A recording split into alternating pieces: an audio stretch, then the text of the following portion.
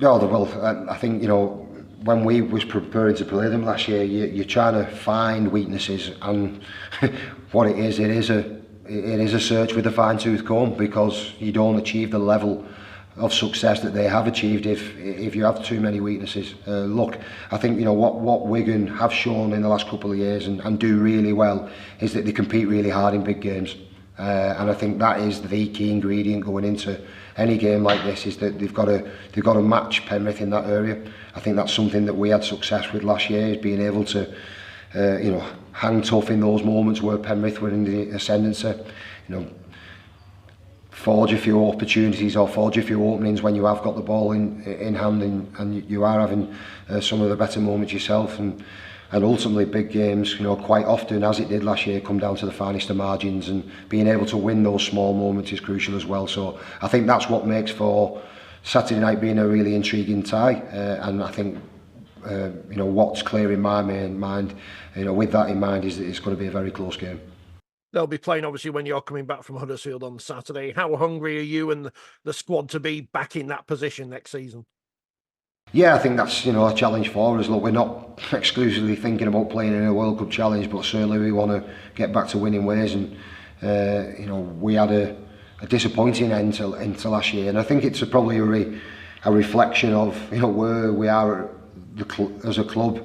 Really, when you consider that, you know, we were finished, you know, level on points with two other teams at the top of Super League, and we, you know, lost out in both semi-finals and won a World Cup challenge, and the season isn't quite seen as a success. So I know there's a lot of clubs who probably bite your hand off for that. So, you know, we're judged by a different standard, but that's a standard that we've created. It's a standard that we embrace, and, you know, we want to obviously work hard and set off on a new journey now to hopefully forge some more success.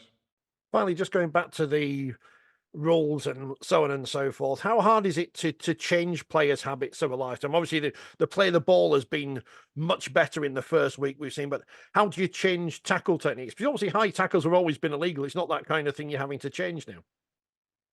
No, it does come with its challenges, and it comes with its difficulties, and you know, like Alex mentioned in his article, is that, you know, players have behaviours that they've built up over, you know, a prolonged period of time now, and behaviours that have almost become habits.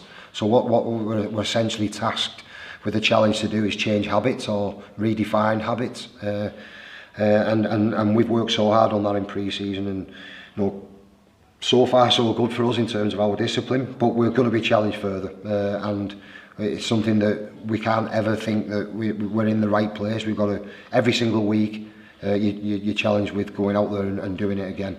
But yeah, it has been difficult. It will continue to be difficult, but it's something that we're going to have to continue to work hard on.